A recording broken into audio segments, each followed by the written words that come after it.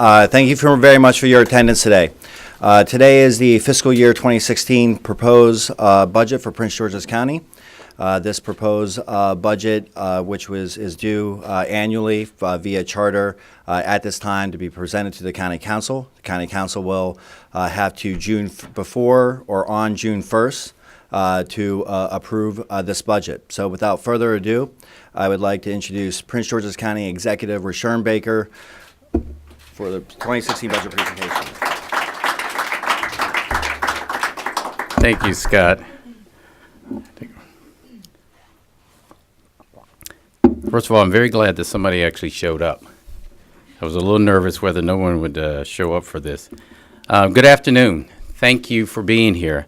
I know I don't see the council chair here, but we did meet with the council this morning, and so I want to thank Chair Franklin and Vice Chair Davis and the members of the council for meeting with us, and I look forward to presenting them the FY 2016 proposed budget. I also want to thank who's up here with me today, Thomas Himmler, who is my Deputy Chief Administrative Officer for Budget, Finance, and Administration. Give him a round of applause. And Terry Bacote Charles, who's our Director of the Office of Management and Budget. And let's give her a round of applause. And their whole team who put this budget together. We can give them a round of applause. Great job. It was an arduous task, but ultimately we were able to balance the budget. A budget that provides a framework for propelling the county into new heights and has structurally rebalanced to minimize the impact of revenues challenges in the near future. As I travel around the county, I am encouraged by the comments that I hear from residents that we are on the right track. Our successes are ongoing, but they did not come easy, and they didn't come by happenstance. We had a vision, and we turned that vision into bold action that pushed the accelerator and entered us into the highway of our destiny. Action that has led to unprecedented improvements in public safety. I see our state's attorney here, Angela Alsabrook. We give her a round of applause, and our chief and all of our public safety folks for doing a great job.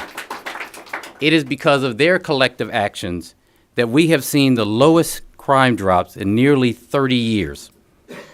Action that has led to nearly $6 billion of development in the pipeline that will bring much needed jobs and revenues to the county. Action that has led us to change the governance structure of our public school system and enable us to attract one of the country's top superintendent, Dr. Maxwell. If we can give him a round of applause.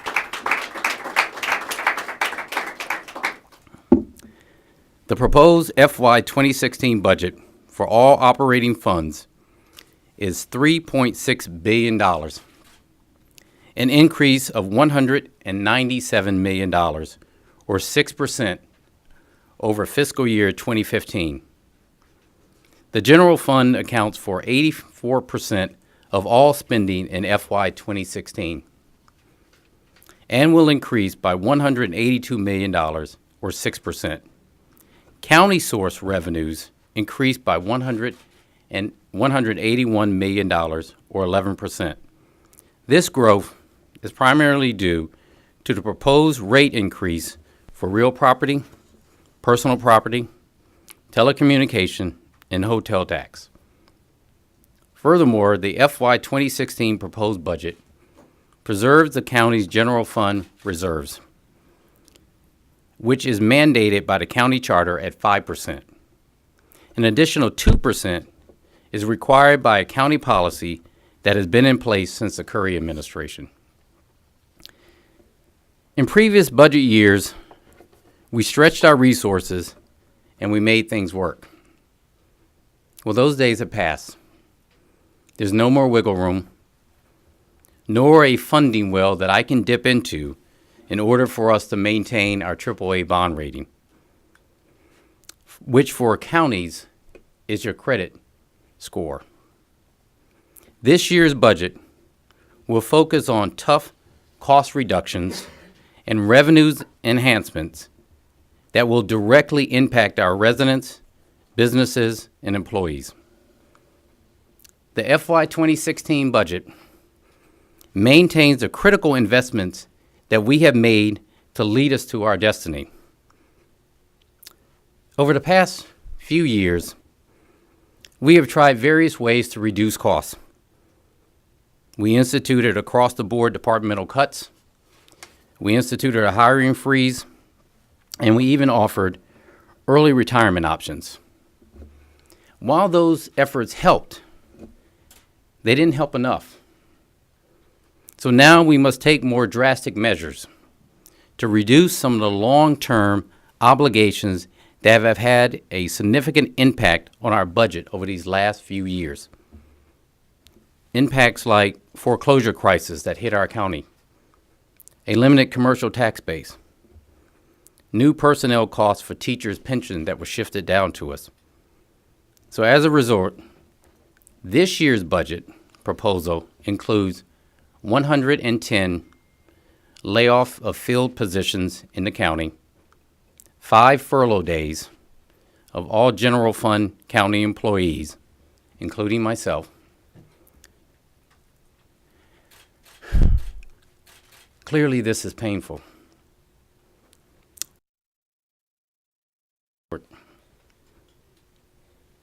We had to take steps that would help us reduce our deficits in years to come. We can no longer kick the can down the road. In addition to rebalancing our budget, our priorities are simple.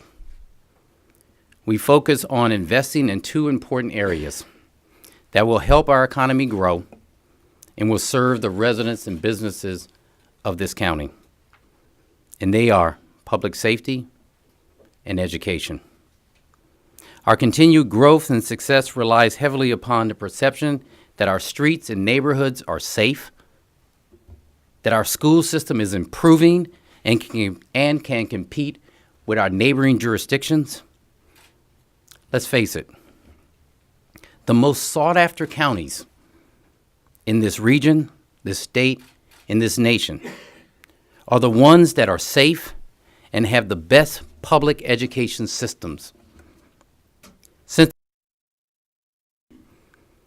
we have made public safety a top priority, we increased the number of officers, and we are taking a more holistic approach to addressing the challenging issues we face in the community we serve.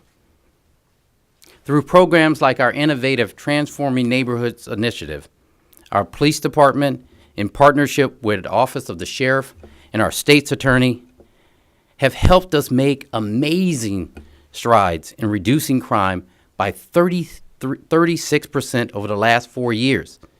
And homicides in that period dropped 40%. I think that deserves a round of applause.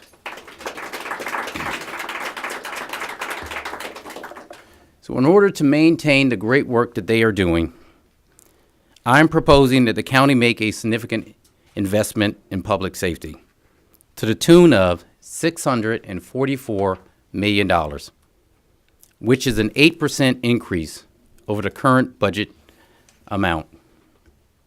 The budget will include 2 new recruit classes for the police department.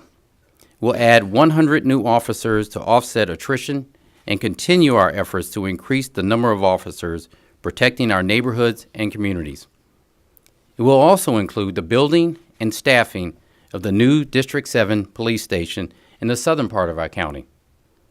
In addition, we propose 1 class of fire and EMS recruits. The Office of the Sheriff will receive funding to fill 30 vacant deputy sheriff's positions. The Office of Homeland Security will receive funding to fill vacant emergency dispatcher positions to support emergency response. Mary Lou, the Office of Corrections, in the proposed budget will get 1 class of recruits of 30 officers to offset attrition, which will allow us to fill 14 civilian vacancies. We are also making investments in the new juvenile unit with 5 new positions, as well as our continued support of the reentry court. And to show our commitment Madam State's Attorney, to domestic violence, we have allocated resources to create a new domestic violence unit in the Department of Family Services, including emergency assistance funds for victims of domestic violence. Thank you for your work on this issue. Our investment in public safety has paid dividends. Lives have been saved, our communities are stronger, and citizens can feel the change that is happening in public safety.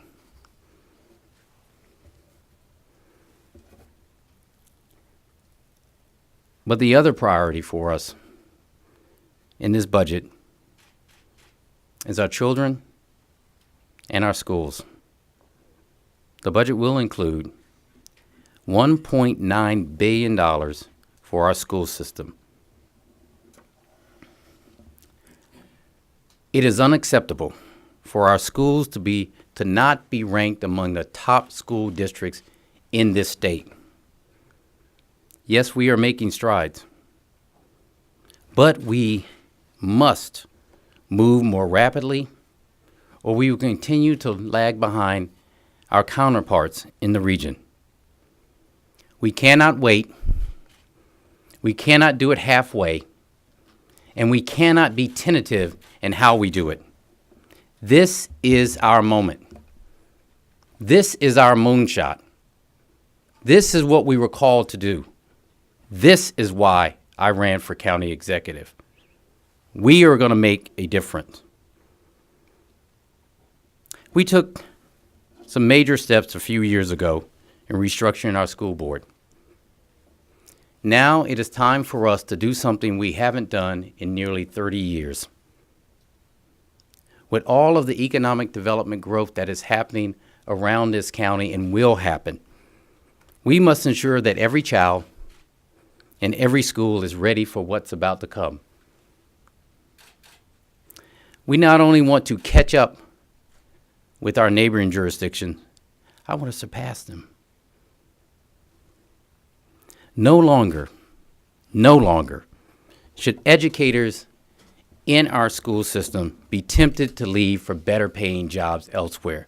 No longer should parents be forced to move for better schools. No longer should parents have to choose to send their children to private school. That cycle must stop, and that cycle will stop now.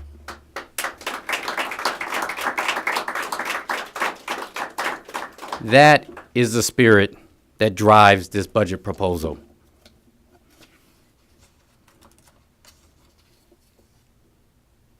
In 2012, the state legislature gave us the ability, through the county council, to raise taxes our children solely for the purpose of educating our children.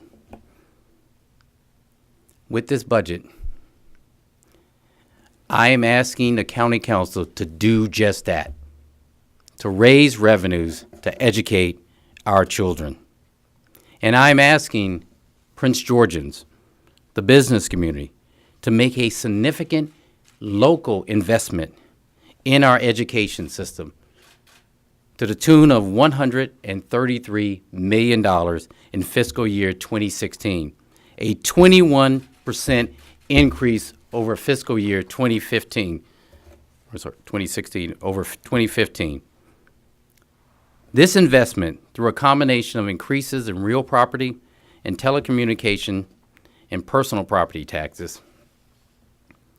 However, we are proposing a supplemental tax credit program that will lighten the burden on our seniors in our county and families with a total household income of less than $60,000.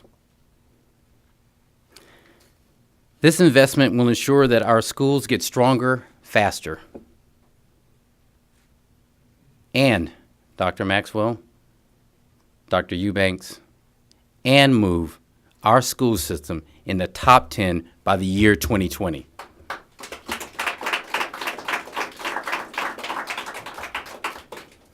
I asked Dr. Maxwell to develop a plan that would get us there. The budget that Dr. Maxwell presented is part of the plan to move our schools forward more rapidly by investing in teachers, increasing rigor in our curriculum, expanding specialty programs so that every child and every school feels the impact. I am confident that this approach will help us move the needle in student achievement. For the second year in a row, student enrollment is back up. We have introduced and we have expanded new career academies that are providing our students with hands-on learning opportunities in information technology, in health and biochemical sciences, in cybersecurity, in aerospace engineering and technology. In fact, we've seen an increase in promotion rates for our ninth graders of 4%. Graduation rates are up. Yes, there is much work still to be done, but we're confident that the interventions that we are putting in place are starting to pay off. Confidence in our school system but we have to do more. And we have to do it with a sense of urgency. I get this a lot, especially when I first start talking about this. First they asked me, was I crazy? Then they said, why? Why now? Why are we doing this now? The answer to that question is simple. Because we've taken these last 4 years to assess our system and its needs. The answer is simple. Because our new governance structure is in place and we've had time to adjust to the changes. This funding plan will enable us to do things we haven't been able to do in quite some time. Like invest $21 million to recruit and retain top teachers and administrators for our school system through competitive compensation and professional development, to invest $6 million in the digital learning literacy program so that our kids can compete with any children anywhere, to invest $14 million for more rigorous programs throughout all of our schools in the county, to invest in a successful pre-K program to 16 additional sites and provide services to children and families that need more assistance. I'm confident that this investment will make a difference because we will deliver resources to our schools in every neighborhood throughout this county. People will have questions, and therefore there will be information sessions that will take place around the county to give our citizens a chance to ask questions about what does this mean? How will it impact you and us? And the progress that I guarantee you we will make over the next 4 years. If we are to rapidly improve our school system, we have to make sacrifices. Now, I know, been around here long enough to know that it is uncomfortable. But true change and true transformation, it's never easy. That is why we grounded this budget in 3 primary objectives: achieving academic improvements in K through 12 education across all schools, maintaining the county's commitment to provide a full range of public services, and ensuring the long-term financial integrity of this county.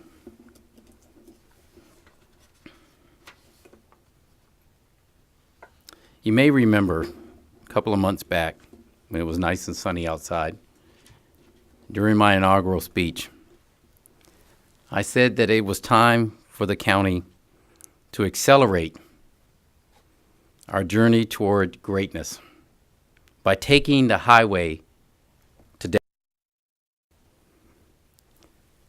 I think that feeling is summed up best by Marion Wright Edelman when she said, "The question is not whether we can afford to invest in every child.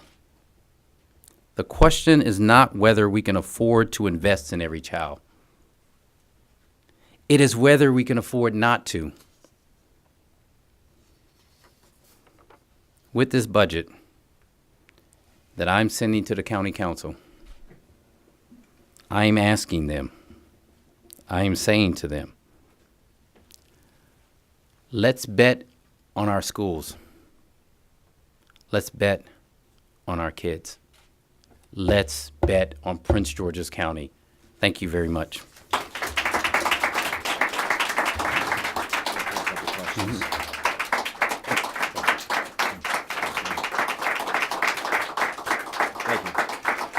Mr. Baker will now take a couple questions from the media, and then after, we'll just do about 2 or 3, and then if you still need him, Tom, Terry, afterwards, we can arrange that as well.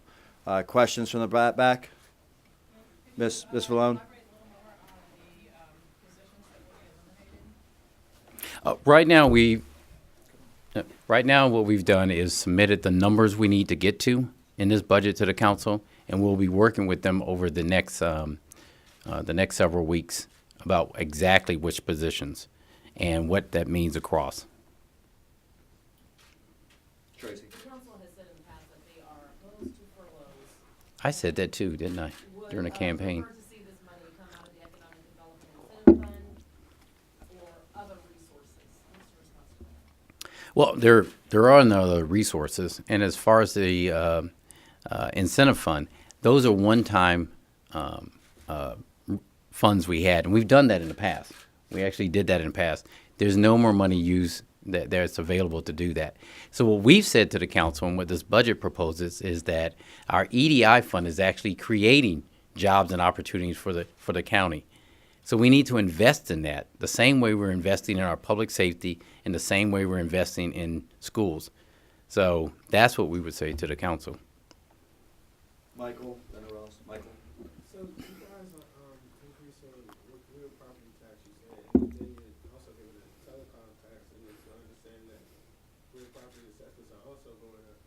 So how kind of are you going to sell that to property owners in Prince George's County? That when our education system improves, much like it's helped out with public safety, that the education system will make their property values go up. You know, there was an article about, you know, the rebound in Prince George's County compared with the rest of the region. The thing you should notice if you look at that article and you look at it, that the regions that have rebounded faster, rebounded because they all had really top-notch and they invested in their public education system. That's the reputation of the county. So if we want the values to go up in this county, then we have to invest in public schools. Also, this is the first time in 30-something years that you guys are raising property taxes. Do you feel like this is kind of this is historic in any way? I think you take the "kinda" out. No, I mean, this is our moment. You know, I think you have to be fair to other administrations and other times, and even this administration in the first 4 years. I couldn't do this when I first came into office because there were too many other things that were in the way. We needed to lay the foundation. A lot of that had to do with how we handled the budget that we had before us, how we handled public safety, how we delivered on health care, to make the confidence of citizens and residents of the county in our government to do the right thing. Now that we've restructured the governance structure for the school system, we brought on a top-notch superintendent. We've got a committed board chair. I think people are willing to give us a chance. And I, looked at it and said, this is our time. We cannot wait any further, and I won't wait. We're going to make this school system the top in this state, and by 2020, we will be in the top 10. one last question, Aurelis, yours. Right, it's a two-part question. In terms of per pupil spending and making Prince George's comparable to the rest of the region, how much more money per student are we talking about?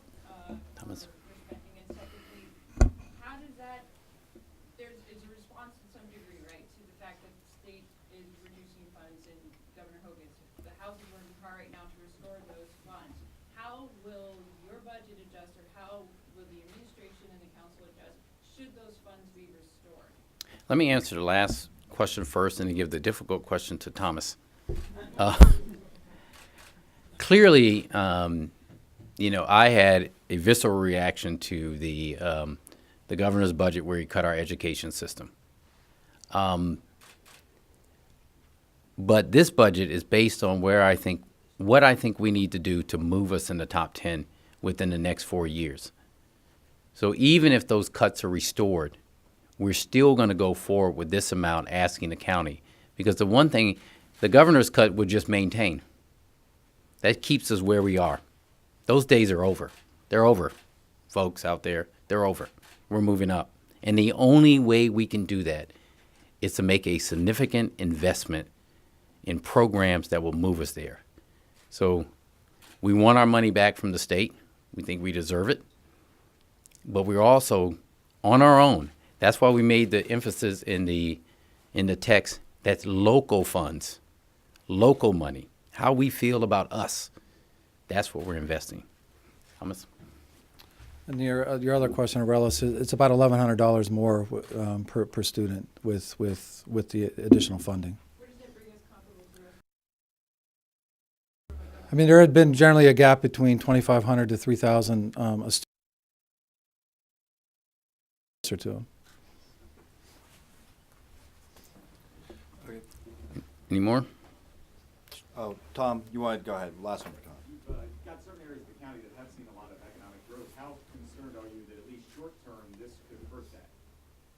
You know what? I'm actually not, because as we go out and you ask any of the folks from David Iannucci, who's back there, or any of our folks from economic development, the question we're getting now is not about whether the county is safe or whether we understand that the green economy is coming or healthcare. What we get is about our education system. When people, we're talking to military families to move here. Who wouldn't want to live near where they work? But the first question that comes up is, what's the school in my area? Am I in this particular school? Well, with this investment, they won't have to ask those questions, because they don't ask that when they go to Arlington or when they go to Montgomery County or they go to Howard County. Every part of this county will have quality schools, and people will know it. So, no, I think the business community gets it. And I think that will make them invest in us even more. With that, thank you very much. Thank you for coming.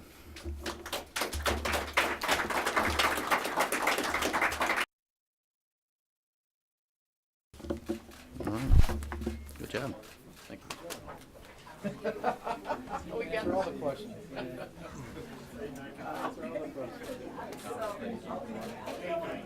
No, I'll get into the Calvin on that. Hey.